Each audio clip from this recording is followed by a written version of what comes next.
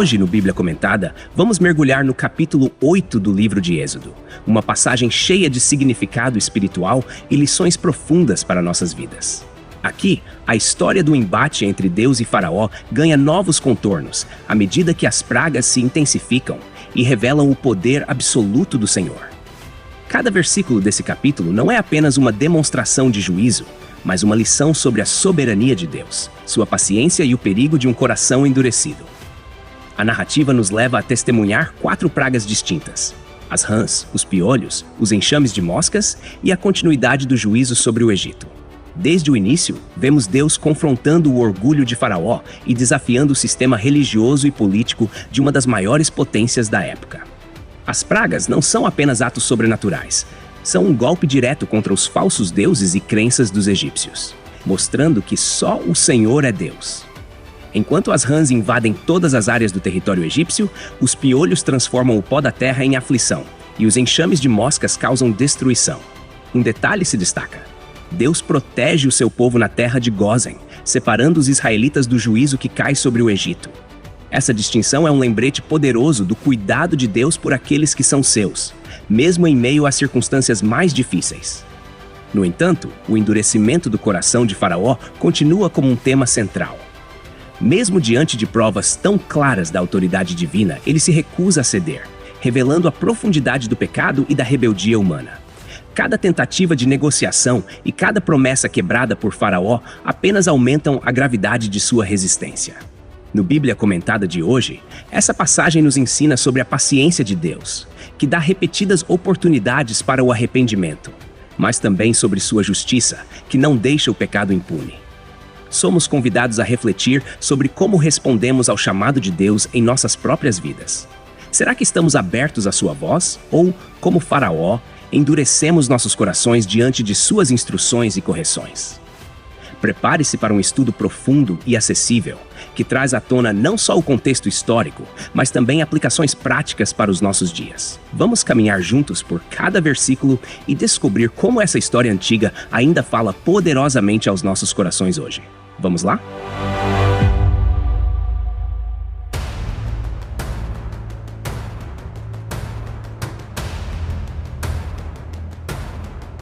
O capítulo 8 do livro de Êxodo, dos versículos 1 até o 15, nos leva para o coração de uma narrativa fascinante e profundamente espiritual. É aqui que encontramos a segunda praga enviada por Deus ao Egito por intermédio de Moisés e Arão, a praga das rãs. O texto começa com Deus novamente ordenando a Moisés que vá até Faraó com uma mensagem clara e objetiva: "Deixe o meu povo ir para que me sirva." Êxodo capítulo 8, versículo 1. Essa frase ecoa um tema central de Êxodo, a libertação para a adoração. Uma ideia profundamente significativa, pois aponta para o fato de que a redenção não é apenas um escape do jugo da opressão, mas uma caminhada em direção a um relacionamento vivo e adorador com Deus.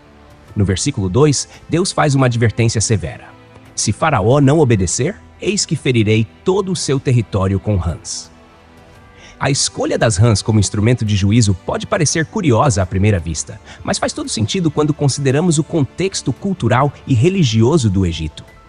Os egípcios adoravam uma deusa chamada Heket, que era representada por uma figura feminina com cabeça de rã. Ela simbolizava fertilidade e vida. Assim, essa praga não era apenas uma invasão incômoda. Era um golpe direto contra os deuses egípcios, desafiando o sistema religioso de Faraó e mostrando a supremacia do Deus de Israel sobre qualquer divindade criada pelos homens. Os versículos 3 e 4 descrevem a invasão das rãs de forma assustadora e detalhada. Elas sairiam dos rios e invadiriam as casas, os quartos, as camas, os fornos e até as amassadeiras de pão. Imagine a cena. Não havia lugar seguro, nem mesmo os espaços mais íntimos das casas estavam livres da presença desses animais. Era um lembrete claro de que Deus tinha o controle absoluto sobre toda a criação. É interessante notar como o texto menciona que as rãs estariam sobre Faraó e seu povo, um símbolo de que a autoridade divina não podia ser contida nem pela posição mais elevada no Egito. No versículo 5, Deus instrui Moisés a ordenar que Arão estenda sua mão com o bordão sobre os rios, canais e lagoas, para que as rãs subam sobre a terra do Egito. Aqui vemos o bordão novamente sendo usado como um instrumento de autoridade divina, um símbolo da intervenção de Deus por meio de seus servos. A resposta imediata de Arão, no versículo 6, demonstra obediência absoluta, e o resultado foi exatamente como Deus havia dito: uma invasão de rãs que cobriu a terra do Egito. No entanto, algo curioso acontece no versículo 7. Os magos do Egito, com seus encantamentos, conseguem replicar a praga e também fazer surgir rãs.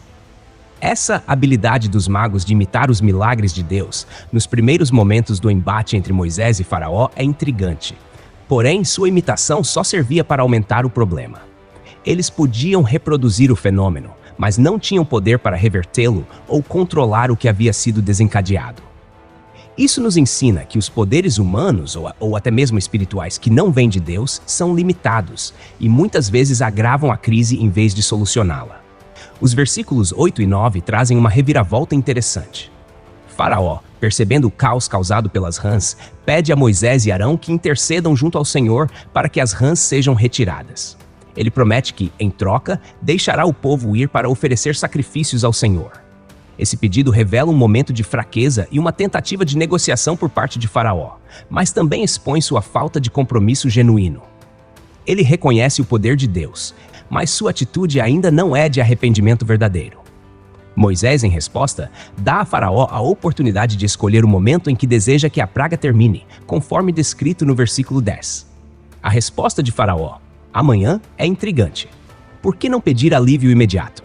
Essa hesitação pode refletir a teimosia de Faraó, mesmo em meio ao sofrimento.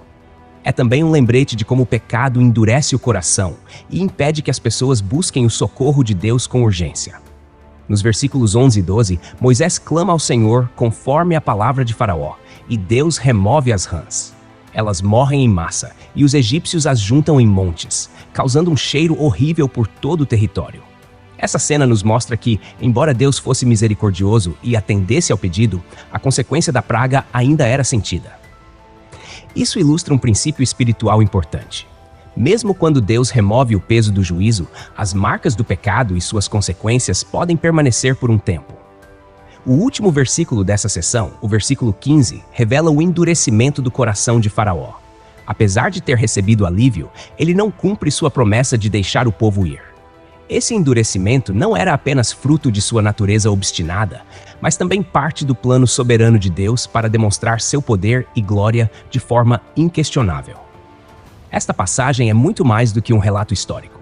Ela nos convida a refletir sobre o poder de Deus, sua paciência ao lidar com o pecado humano e o chamado à verdadeira submissão à sua vontade. Seguindo o texto, chegamos à terceira praga, que se inicia nos versículos 16 e 17. Aqui, vemos uma mudança significativa na forma como Deus age. O Senhor instrui Moisés a falar novamente a Arão, dizendo: estende o teu bordão e fere o pó da terra, para que se torne piolhos em toda a terra do Egito. Este é um momento marcante, porque, diferente das pragas anteriores, não há aviso prévio a Faraó. Deus já havia enviado 2 advertências com as pragas da água transformada em sangue e da invasão das rãs. Mas, ao que parece, o endurecimento do coração de Faraó desencadeia uma ação direta e sem intermediações de diálogo. O comando dado a Arão é específico. Ele deveria usar o bordão, mais uma vez, como símbolo da autoridade divina, agora para atingir o pó da terra. O pó do Egito, que era abundantemente presente e fazia parte do cotidiano do povo, é transformado em um instrumento de tormento. Essa transformação do pó em piolhos é um detalhe que carrega um simbolismo importante. O pó da terra remonta à criação do homem em Gênesis, capítulo 2, versículo 7, quando Deus formou Adão do pó da terra e soprou nele o fôlego de vida. Agora, esse mesmo pó é usado para trazer juízo e aflição. Isso nos lembra que tudo na criação está sob o comando absoluto de Deus, e que Ele pode usar até os elementos mais comuns para realizar seus propósitos. No versículo 17, vemos o cumprimento imediato da ordem divina. Fizeram assim: Arão estendeu a mão com o bordão, feriu o pó da terra, e houve piolhos nos homens e nos animais. Todo o pó da terra se tornou em piolhos em toda a terra do Egito. A abrangência dessa praga é impressionante. Não foi uma infestação localizada, mas um evento que cobriu toda a terra do Egito. Não havia distinção entre homem ou animal, todos estavam sujeitos à mesma aflição. Aqui, podemos perceber a universalidade do juízo de Deus, que alcança todos sem exceção. A escolha dos piolhos como instrumento de juízo é significativa e carrega um peso cultural e religioso importante. No Egito Antigo, a pureza física era essencial para os rituais religiosos. Os sacerdotes egípcios precisavam estar completamente limpos para realizarem suas funções. Eles se barbeavam completamente e cuidavam rigorosamente de sua higiene para manter sua pureza ritual. A presença de piolhos tornava qualquer pessoa cerimonialmente impura e incapaz de se apresentar diante de seus deuses. Assim, essa praga não apenas trouxe desconforto físico, mas também atingiu diretamente o sistema religioso do Egito, expondo a incapacidade dos seus deuses e sacerdotes de controlar ou remediar a situação. Além disso, a transformação do pó da terra em piolhos pode ser vista como uma inversão da ordem natural estabelecida por Deus na criação. Em vez do pó ser um símbolo de vida, como na criação do homem, ele se torna um símbolo de degradação e aflição. Essa inversão reflete a consequência do pecado e da rebeldia humana contra Deus. Tudo o que era destinado a ser bom e perfeito na criação se torna um instrumento de juízo quando o homem se afasta do Criador. Outro ponto interessante é a execução imediata do comando de Deus por Arão. Isso ressalta a obediência dos servos de Deus, em contraste com o endurecimento de Faraó. Enquanto Arão age prontamente segundo as instruções divinas, Faraó continua resistindo, mesmo diante de sinais tão evidentes do poder de Deus. O endurecimento de Faraó, como já vimos, não era apenas uma escolha pessoal, mas também fazia parte do plano soberano de Deus para demonstrar seu poder e glória. Essa praga, embora pareça menos grandiosa em comparação com outras, como a morte dos primogênitos ou a divisão do Mar Vermelho, carrega uma mensagem poderosa. Deus está no controle de todas as coisas, grandes e pequenas. O pó da terra, que passava despercebido e parecia insignificante, é usado por Deus para mostrar sua autoridade sobre toda a criação. Isso nos ensina que nada está fora do alcance do poder de Deus. Ele usa até mesmo as coisas mais pequenas para realizar seus propósitos e demonstrar sua soberania. Nos próximos versículos, veremos como essa praga, apesar de sua aparente simplicidade, terá um impacto profundo na narrativa e no confronto entre o Deus de Israel e o sistema religioso e político do Egito. Cada passo dessa história revela não apenas o poder de Deus, mas também sua paciência ao lidar com a dureza do coração humano. Seguindo o texto do capítulo 8 do livro de Êxodo, agora entre os versículos 20 e 32, entramos na narrativa da quarta praga enviada por Deus ao Egito, a praga das moscas. Este trecho marca uma nova fase nos juízos de Deus contra Faraó e seu povo, pois vemos uma progressiva intensificação nas demonstrações do poder divino. No versículo 20, Deus ordena a Moisés que se levante cedo e vá até Faraó, o que sugere urgência e determinação divina. A instrução é clara. Moisés deve se colocar diante de Faraó, provavelmente à margem do rio Nilo, onde o rei costumava realizar rituais matinais. Deus o instrui a repetir a mensagem que já havia sido declarada anteriormente. Deixe o meu povo ir para que me sirva. Essa repetição reforça o objetivo central de Deus, libertar seu povo para que possam adorá-lo livremente. A libertação não é apenas uma questão política ou social, mas um ato de redenção espiritual. No versículo 21, Deus faz um alerta severo. Se Faraó não libertar o povo, uma nova praga viria sobre o Egito. Dessa vez, seriam enxames de moscas que invadiriam as casas dos egípcios, incluindo a casa do próprio Faraó. As moscas, descritas no texto como enxames, podem ser interpretadas como uma variedade de insetos voadores, possivelmente incluindo moscas picadoras, mosquitos ou outros tipos de pragas que causavam incômodo extremo e até riscos à saúde. A invasão seria tão intensa que cobriria até o solo, tornando impossível ignorar o peso do juízo de Deus. No entanto, algo único acontece nesta quarta praga. No versículo 22, Deus declara que fará uma distinção entre o povo de Israel e o povo do Egito. Enquanto as moscas invadiriam as casas dos egípcios, a terra de Gósen, onde os israelitas habitavam, permaneceria intocada. Este detalhe é crucial, pois demonstra de forma clara e incontestável que o Deus de Israel não apenas controla a natureza, mas também protege o seu povo de forma soberana. Essa separação entre Israel e Egito reforça a ideia de que Deus tinha uma aliança especial com os descendentes de Abraão, Isaque e Jacó, e que sua ação redentora estava diretamente ligada à fidelidade a essa aliança. Nos versículos 23 e 24, Deus cumpre sua palavra de maneira precisa e poderosa. Assim fez o Senhor, e vieram grandes enxames de moscas à casa de Faraó, às casas dos seus servos e por toda a terra do Egito. A terra foi arruinada por causa dos enxames de moscas. Êxodo capítulo 8, versículo 24. A descrição enfatiza a devastação causada por essa praga. Não era apenas um incômodo passageiro, era algo que afetava toda a estrutura da vida egípcia, interrompendo suas atividades cotidianas, causando desespero e demonstrando o juízo de Deus contra um povo que continuava resistindo à sua vontade. O versículo 25 revela mais uma tentativa de Faraó de negociar com Moisés e Arão. Ele chama os dois e oferece um compromisso. O povo poderia sacrificar ao Senhor, mas deveria permanecer na terra do Egito. Essa proposta, no entanto, não atendia ao que Deus havia ordenado. O Senhor queria que seu povo saísse completamente do domínio egípcio para adorá-lo em liberdade, fora da influência opressiva de Faraó. Nos versículos 26 e 27, Moisés responde com firmeza, rejeitando a proposta de Faraó. Ele explica que os sacrifícios exigidos pelo Senhor eram abomináveis para os egípcios e poderiam provocar violência caso fossem realizados ali. Além disso, Moisés reafirma a necessidade de obedecer exatamente ao que Deus havia ordenado. O povo deveria ir ao deserto para sacrificar ao Senhor, a uma distância segura. Faraó, então, tenta um segundo compromisso no versículo 28, dizendo: Eu os deixarei ir para que sacrifiquem ao Senhor seu Deus no deserto. Somente não vão muito longe. Orem também por mim. Essa última frase é interessante, pois revela um momento de fraqueza em Faraó. Embora ele ainda esteja relutante em obedecer completamente, ele reconhece, mesmo que de forma superficial, a necessidade da intercessão de Moisés. Nos versículos 29 e 30, Moisés concorda em orar ao Senhor para que a praga seja removida, mas adverte Faraó para não voltar a enganar o povo, prometendo libertação e depois se recusando a cumprir sua palavra. Moisés sai da presença de Faraó e ora ao Senhor, demonstrando mais uma vez sua confiança na fidelidade de Deus.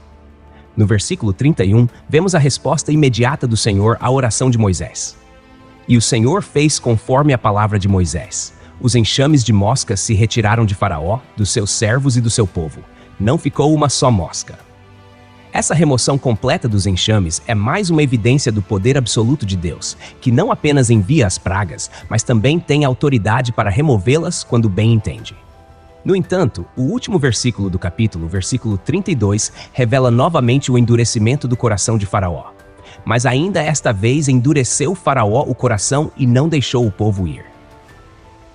Este padrão de endurecimento contínuo do coração de Faraó, mesmo diante de sinais tão claros do poder de Deus, é um lembrete sômbrio de como o orgulho e a resistência espiritual podem levar uma pessoa a rejeitar a verdade, mesmo quando ela é apresentada de forma incontestável. Essa passagem, assim como as anteriores, nos ensina sobre a paciência e a justiça de Deus. Ela mostra que o Senhor está sempre no controle, que Ele ouve as orações de seus servos e que Ele é fiel à sua palavra. Ao mesmo tempo, é um alerta para o perigo do coração endurecido, que insiste em resistir à vontade de Deus, mesmo quando confrontado com sua glória e poder. Esse endurecimento não apenas traz juízo sobre os outros, mas também leva à própria destruição de quem o pratica.